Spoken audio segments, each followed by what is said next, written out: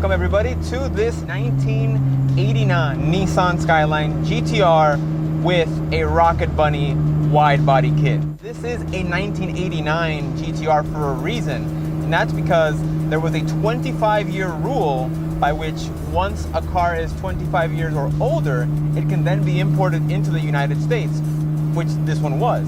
So this is one of the very first ones that made it into the United States and then was modified for the 2017 SEMA show.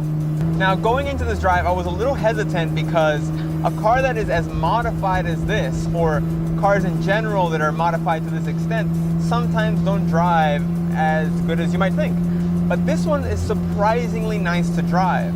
Now, granted, slapping massive wheels and tires on a car is gonna make it feel a little slower, but the suspension itself, which is BC Racing coilovers, is surprisingly compliant. There is very little here that is stock GTR. I'm holding a Sparco steering wheel. I have a Nismo tall shifter over here.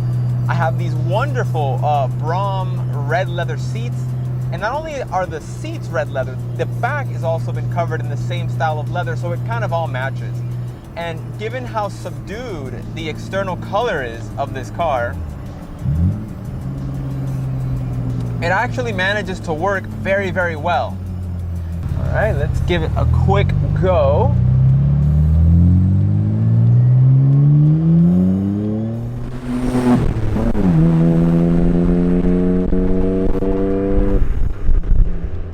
So again, not what you would call fast, but I mean, it is more than enough to have some fun.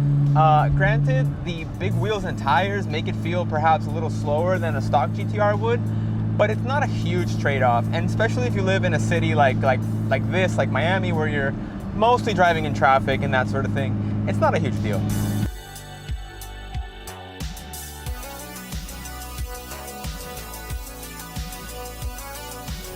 This thing would make a fantastic daily driver. It's that comfortable and that smooth. I mean, fine, okay, it is a 31-year-old car, but it doesn't matter. The AC blows cold, the steering is nice, it's not too heavy, not too light. It's totally manageable. Granted, it has the turning circle of a large cruise ship, but I don't think that really matters in terms of like maneuverability for daily commuting on the highway or anything along those lines.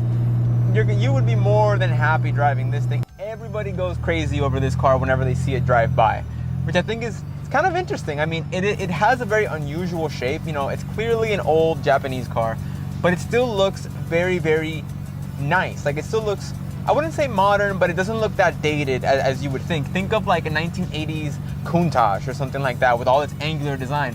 That looks like it's very old.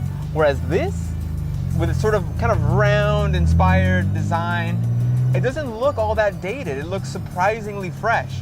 So I was never like a die-hard sort of Skyline fan. I saw all the Fast and the Furious movies, and you know, that's all good and well, but this car has convinced me, not with its performance, but with its drivability, because it's so user-friendly. And I would drive this every day without hesitation.